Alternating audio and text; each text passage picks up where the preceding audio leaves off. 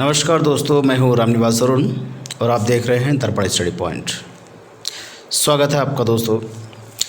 कैसे हैं आप लोग? आशा करते हैं कि सभी लोग भले चंगे होंगे। दोस्तों, आज इंडियन पॉलिटी के अंतर्गत एक नया टॉपिक लेकर आए हैं जिसका नाम है राज्य के नीति निर्देशक तत्व, यानी डीपीएसपी, डायरेक्टिव प्रिंसिपल्स हैं जो राज्य के कल्याणकारी में बहुत ज़्यादा योगदान है इनका। किसी भी राज्य का अगर कल्याण करना है तो वो इंडियन कॉन्स्टिट्यूशन के अकॉर्डिंग राज्य के नीति निर्देशक तत्व के अकॉर्डिंग ही होता है दोस्तों। तो दोस्तों, इसमें हम टॉप 10 क्वेश्चन लेकर आए हैं। कल का जो वीडियो था जिसमें सुपर 30 क्वेश्चंस थे, तो आशा करते हैं कि आपको पसंद आए होंगे। दोस्तों, आज का जो वीडियो है वो राज्य के नीति निर्देशक तत्व से रिलेटेड है। तो स्टार्ट करते हैं दोस्तों। राज्य के नीति निर्देशक तत्व के अकॉर्डिंग पहला क्वेश्चन, राज्य के नीति निर्देशक सिद्धांतों को भारतीय संविधान में शामिल किए जाने का उद्देश्य क्या था? ऑप्शन है आपके गांधीवादी प्रजातंत्र को स्थापित करना, राजनीतिक प्रजातंत्र को स्थापित करना, या सामाजिक और आर्थिक प्रजातंत्र को स्थापित करना, या सामाजिक प्रजातंत्र को स्थापित करना। दोस्तों, आपका ऑप्शन सी जो है इसका आंसर हो जाएगा, सामाजिक और आर्थिक प्रजातंत्र को स्थापित करना। दोस्तों, राज्य के जो नीति निर्देशक सिद्धांत हैं उनको क्या करा दोस्तों, भारतीय संविधान में शामिल किए जाने का जो मुख्य उद्देश्य क्या था, उनको सामाजिक यानी सोशल बेस पर और इकोनॉमिक बेस पर जो हमारा डेमोक्रेसी है उसको मतलब डेवलप करना था। तो ये उद्देश्य जो है वो एक कल्याणकारी राज्य की स्थापना में ना बहुत ज़्यादा सपोर्टिव था, जिसका जो हमारा संविधान निर्माता थे, जो कॉन्स्टिट्यूशन असेंबली के लोग थे, उन्होंने क्या करा था कि कल्याणकारी राज्य की स्थापना के लिए मतलब एक अपना कुछ डेवलप करना चाहते थे, एक क्या बोलते हैं प्रावधान करना चाहते थे। तो हुआ ये कि उन्होंने क्या करा कि सामाजिक और आर्थिक प्रजातंत्र को स्थापित किया। किसके बेस पर? डीपीएसपी के बेस पर। ठीक, ओके। सो हुआ क्या कि आमतौर पर हम देखते हैं कि सामाजिक और आर्थिक न्याय प्रदान करने के लिए और कल्याणकारी राज्य के उद्देश्य के लिए इंडियन कॉन्स्टिट्यूशन जो है वो 3 प्रकार के directive principle of state policy के बारे में वर्णन किया गया है उसमें। ठीक है, और ये जो नीति निर्देशक सिद्धांत हैं वो भारतीय संविधान में भाग 4 में निहित हैं सारे के सारे। और ये नीति जो पॉलिसी है वो एक वास्तविक लोकतंत्र में सामाजिक और आर्थिक आधार प्रदान करता है दोस्तों। चलिए दूसरा क्वेश्चन देखते हैं। कल्याणकारी राज्य की संकल्पना का समावेश भारत के संविधान में है। कहाँ पर है भाई? ऑप्शन ए मौलिक अधिकारों में, बी प्रस्तावना में, सी चौथी अनुसूची में, या डी राज्य के नीति निर्देशक तत्व में। तो दोस्तों, इसका आंसर हो जाएगा, इसका आंसर है प्रस्तावना में भी इसको कहा गया है और ये राज्य के नीति निर्देशक तत्वों में भी कहा गया है। ठीक, तो कल्याणकारी राज्य की जो संकल्पना है, मेन मोटिव है का जो समावेश भारतीय संविधान में राज्य के नीति निर्देशक तत्वों में शामिल किया गया है। और ये भाग 4 संविधान के भाग 4 के तहत आर्टिकल 36 से आर्टिकल 51 के अंतर्गत शामिल किया गया है। तो भारतीय संविधान की जो प्रस्तावना है ना, राज्य व्यवस्था के उद्देश्यों का उल्लेख करती है कि राज्य अपने नागरिकों को सामाजिक, आर्थिक और राजनीतिक किस तरह के न्याय, विचार, अभिव्यक्ति, विश्वास, धर्म और उपासना यानी पूजा करने की स्वतंत्रता तथा प्रतिष्ठा यानी जो डिग्निटी है और चांस यानी अवसर की इक्वलिटी उपलब्ध कराएगा, जो कि कल्याणकारी राज्य के आदर्श का प्रतीक है। मतलब ये हुआ कि कोई भी राज्य जो है, राज्य का पहली बात तो कोई धर्म नहीं होगा, और राज्य जो है अपने देश की, अपने राज्य की प्रजा के लिए वो जातिगत भावना से ऊपर उठकर काम करेगा, उनके कल्याणकारी राज्य की कल्पना करेगा। ठीक है, तो इसका वर्णन जो है आर्टिकल 36 से 51 के बीच रखा गया है। इसके अलावा नीति से तत्वों में कल्याणकारी राज्य की स्थापना के लिए राज्य को ये निर्देश दिए गए हैं और इस प्रकार प्रश्न जो प्रियम्बल है हमारा और नीति से तत्व हैं इन दोनों में कल्याणकारी राज्य का विचार पाया जाता है। ठीक, तीसरा क्वेश्चन देखते हैं। भारत के कल्याणकारी राज्य होने का विचार पाया जाता है। ऑप्शन ए मौलिक अधिकारों में, ऑप्शन बी संविधान की प्रस्तावना में, ऑप्शन सी राज्य के नीति निषेध तत्वों में या बी तथा सी दोनों में। बी तथा सी दोनों में। तो भैया इसका आंसर क्या होगा? बी तथा सी, है ना। तो बी तथा सी ऑप्शन है, बी तथा सी ये दोनों हो जाएंगे तो इसका मतलब ये वाला आंसर हो जाएगा बी तथा सी दोनों में। ठीक है, इसका मतलब आंसर सीधे ये लगाओ, बी तथा सी दोनों में।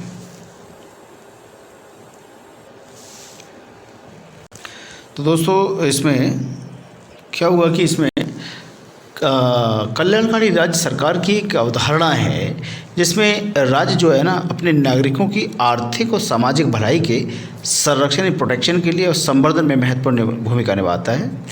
सरकार एक सामाजिक सुरक्षा जाल की जो उपलब्धता सुनिश्चित कराती है जिसमें शिक्षा है, आवास है, जीविका है, स्वास्थ्य सेवा है, सारी की सारी चीज़ें शामिल होती हैं इसके अंदर। तो कहीं ना कहीं कल्याणकारी राज्य की और बात कर रहे हैं कि कल्याणकारी राज्य होने का विचार जो है वो कहीं ना कहीं हमारे प्रियम्बल में भी दिखता है, हमारे राज्य के निषेध तत्वों में दिखता है। चलिए चौथा क्वेश्चन देखते हैं दोस्तों। भारतीय संविधान में राज्य के नीति निर्देशक सिद्धांतों का विचार लिया गया है। ऑप्शन है दक्षिण अफ्रीका के संविधान से, ऑस्ट्रेलिया के संविधान से, कनाडा के संविधान से या आयरलैंड के संविधान से। तो उसका आंसर हो जाएगा आयरलैंड के संविधान से।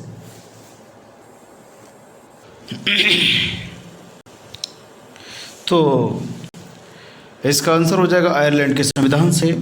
अगर हम पृष्ठभूमि के बारे में बात करें इनके, तो राज्य के नीति निषेध सिद्धांत जो हैं डीपीएसपी की अवधारणा का जो स्रोत है वो स्पेनिश संविधान है, जहाँ से ये आयरिश संविधान में आया था।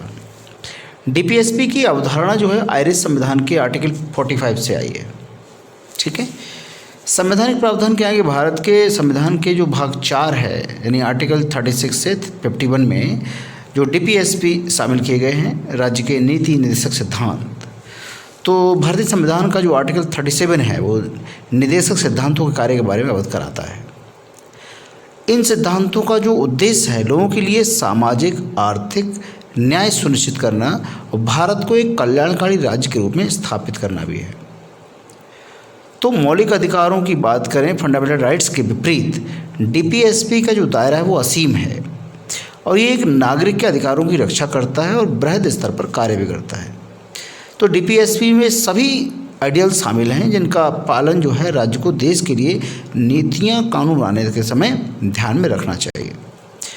मौलिक अधिकार जो हैं प्रकृति में नकारात्मक या निषेधात्मक हैं क्योंकि वे राज्य पर सीमाएं आरोपित करते हैं, जबकि दूसरी ओर जो निर्देशक सिद्धांत हैं, एक मिनट रुकेगा दोस्तों।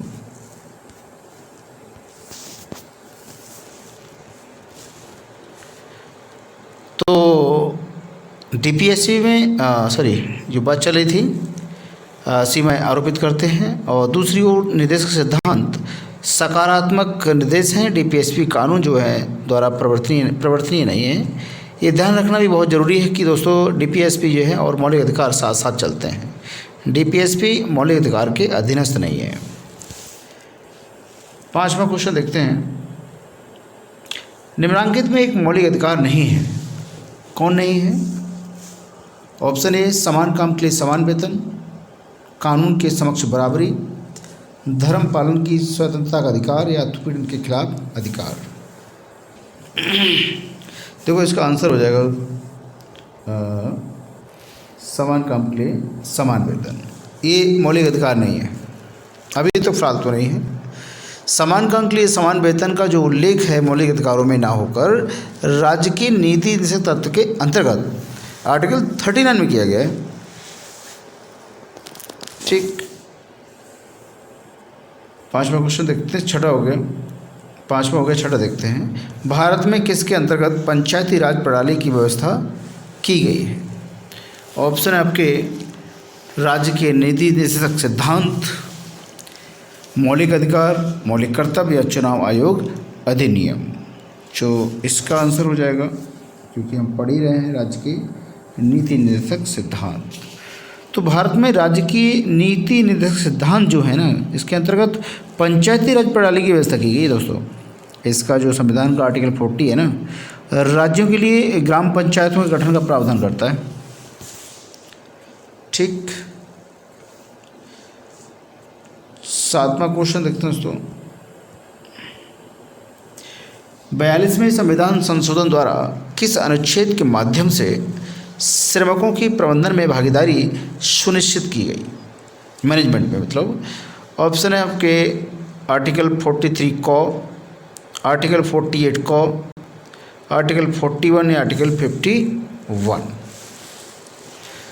तो इसका आंसर हो जाएगा आर्टिकल 43 क। आर्टिकल 43 क कह लो या ए कह लो या आ कह लो, बात एक ही है। तो 42वां संविधान संशोधन जो हुआ था दोस्तों, वो आई थिंक 1976 में हुआ था। तो संविधान के भाग 4 में जो राज्य के जो DAP SP हैं, उनके जो आर्टिकल है 43, तो उसमें अंतर स्थापित करके ये प्रावधानित किया गया कि राज्य जो है किसी उद्योग में लगे हुए उपक्रमों, स्थापनों या अन्य संगठनों के प्रबंधन में कर्मकारों का भाग लेना सुनिश्चित करने के लिए उपयुक्त विधान द्वारा या किसी अन्य रीति से कदम उठाएगा। मतलब पहले क्या था कि अगर कोई भी बंदा काम कर रहा है अगर किसी उपक्रम में, तो उसका डायरेक्टली इन्वॉल्वमेंट नहीं होता था, सिर्फ सैलरी से मतलब था। कोई भी अपनी मांगे नहीं मान सकता था, तो इसमें डायरेक्टली इन्वॉल्व करा गया। चलिए 8वां क्वेश्चन देखते हैं। भारतीय संविधान का एक अनुच्छेद जो भारत की विदेश नीति से संबंधित है, भारत की विदेश नीति से संबंधित है। ऑप्शन है आपके आर्टिकल 60, आर्टिकल 312, आर्टिकल 380 या आर्टिकल 51। तो दोस्तों इसका आंसर हो जाएगा आर्टिकल 51। तो आर्टिकल 51 जो है वो अंतर्राष्ट्रीय शांति और सुरक्षा को बढ़ावा देता है। आर्टिकल 51C एक दूसरे के साथ संगठित लोगों के व्यवहार में अंतर्राष्ट्रीय कानून और संधि दायित्वों के प्रति जो है ना सम्मान को बढ़ावा देना है। और मध्यस्थता जो है वो भाग 4A में मौलिक कर्तव्य द्वारा अंतर्राष्ट्रीय विवादों के निपटारे को प्रोत्साहित करना है दोस्तों। ठीक है दोस्तों, तो ये एक प्रकार से देखा जाए आर्टिकल 51 के थ्रू था दोस्तों। और बहुत सारी चीज़ें हैं कि आर्टिकल 51 जो है अंतर्राष्ट्रीय शांति सुरक्षा को बढ़ावा देता है, राज्य का प्रयास करेगा। ठीक है, अब ABC करके बताया गया है। आर्टिकल 51 में क्या है कि अंतर्राष्ट्रीय शांति सुरक्षा को बढ़ावा देना है। आर्टिकल 51B राष्ट्रों के बीच न्याय संगत और सम्मानजनक संबंध बनाए रखना है। और आर्टिकल 51C एक दूसरे के साथ संगठित लोगों के व्यवहार में अंतर्राष्ट्रीय कानून और संधि दायित्वों के प्रति सम्मान को बढ़ावा देना। ठीक, ये सारी चीज़ें इसमें बताई गई हैं। तो कहने का मतलब ये हुआ कि कुल मिलाकर मतलब कहीं ना कहीं विदेश नीति संबंधित आर्टिकल 51 है। ठीक, आज का 9वां क्वेश्चन देखते हैं। भारत के नीति निर्देशक सिद्धांतों में निम्नलिखित में से किसके बारे में संविधान मौन है? ऑप्शन ए बालकों की प्रारंभिक शिक्षा जब तक वह 6 वर्ष की आयु की प्राप्त न करें, बी कर्मकारों को निर्वाह मजदूरी, सी प्रौढ़ शिक्षा या डी गरीबों को निःशुल्क विधिक सहायता। तो इसका आंसर हो जाएगा प्रौढ़ शिक्षा।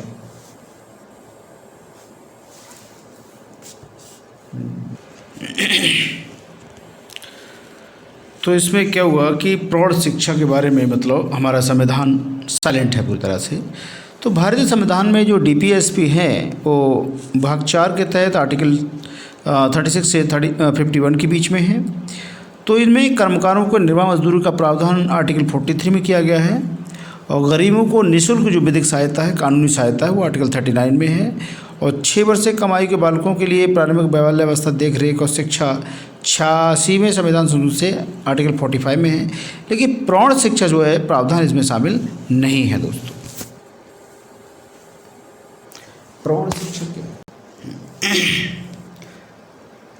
प्रौढ़ शिक्षा के बारे में समझ लेते हैं कि प्रौढ़ शिक्षा का जो दोस्तों उद्देश्य है ना, उन प्रौढ़ व्यक्तियों को शैक्षिक विकल्प देना, ऑप्शन देना है जिन्होंने ये अवसर गंवा दिया है और औपचारिक एंड ऑफिशियल शिक्षा को वो पार कर चुके हैं, जो एक एज होती है उसको पार कर चुके हैं, लेकिन अब एजुकेटेड या मतलब साक्षरता, आधारभूत शिक्षा या कौशल विकास जो व्यावसायिक शिक्षा होती है, ठीक है, और इसी तरह की अन्य शिक्षा सहित किसी तरह के ज्ञान की आवश्यकता का अनुभव करते हैं तो उनको ये प्रोवाइड कराई जा सकती है। चलिए आज का लास्ट क्वेश्चन देखते हैं दोस्तों। राज्य के नीति निर्देशक सिद्धांत एक ऐसा चेक है जो बैंक सुविधा अनुसार अदा किया जाता है। ये किसका कथन है भाई? A doctor Rajendra Prasad, B R Ambedkar, C K T Shah या डी के एम मुंशी। तो इसका आंसर हो जाएगा के टी शाह। के टी शाह ने दोस्तों क्या कहा था कि राज्य के जो डीपीएसपी हैं एक ऐसा चेक है जो बैंक की सुविधा अनुसार अदा किया जाता है। ठीक है दोस्तों, चलिए तो आज का ये लास्ट क्वेश्चन था दोस्तों, और आशा करते हैं कि आपको ये पसंद आएगा। और अगर ये प्लीज़ हमारा कंटेंट पसंद आए तो प्लीज़ हमारे चैनल को सब्सक्राइब जरूर करिएगा, बेल आइकन को ऑन रखिएगा ताकि नए से नए वीडियो आपको प्राप्त हो सकें। तो दोस्तों आज के लिए बस इतना ही, मिलते हैं कल नए वीडियो के साथ। तब तक देखते रहिए दर्पण स्टडी पॉइंट। धन्यवाद दोस्तों।